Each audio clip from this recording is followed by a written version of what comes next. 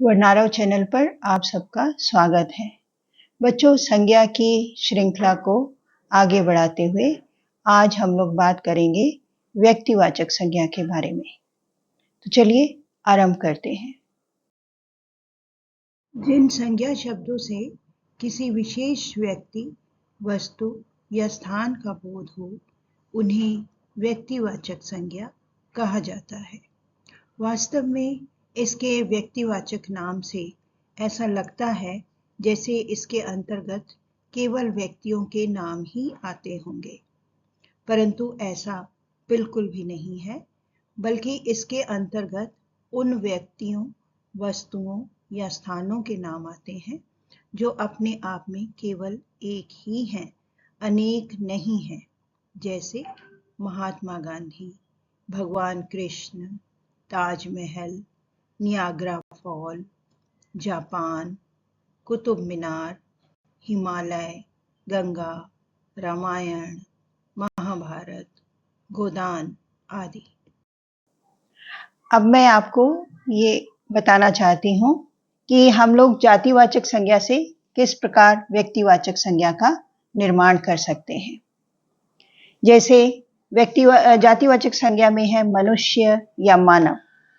मनुष्य या मानव तो है ही सारी दुनिया में, अनेक प्रकार के भी हैं, परंतु रविंद्रनाथ टैगोर या लाल बहादुर शास्त्री या सचिन तेंदुलकर या लता मंगेशकर, ये अपने आप में केवल एक ही हैं। तो जो अपने आप में केवल एक ही हैं, एक ही तरह के महान लोग हैं, वह व्यक्तिवाचक संज्ञा के अंतर्गत आएंगे।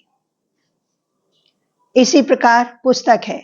पुस्तकें तो लाखों करोड़ों हो सकती हैं, सारी जो पुस्तकें हैं उनको हम पुस्तकें कह सकते हैं, परंतु अगर किसी विशेष प्रकार की पुस्तक का नाम लिया जाए तो महाभारत, रामायण या प्रेमचंद की लिखी हुई गोदान या फिर अन्य कोई भी विशेष पुस्तकें जो हैं वो व्यक्तिवाचक संज्ञा कहलाएंगी।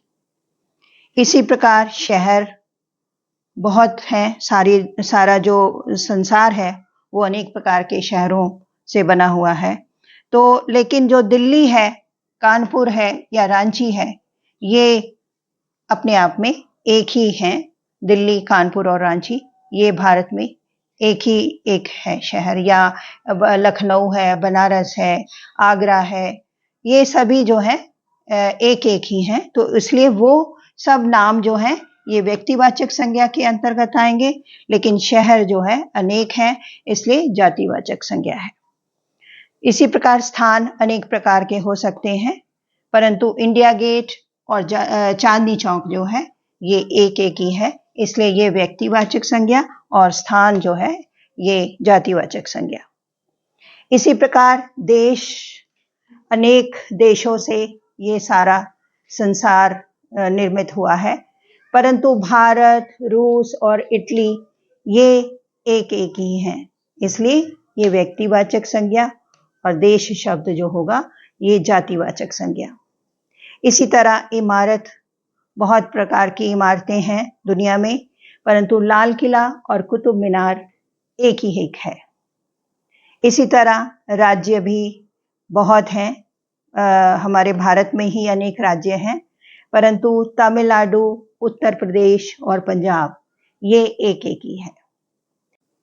अब ये गुरुद्वारा है, गुरुद्वारे अनेकों हैं पूरी दुनिया में, लेकिन हरिमंदिर साहब और शीशगंज एक हैं, इसलिए ये जातिवाचक और वो व्यक्तिवाचक।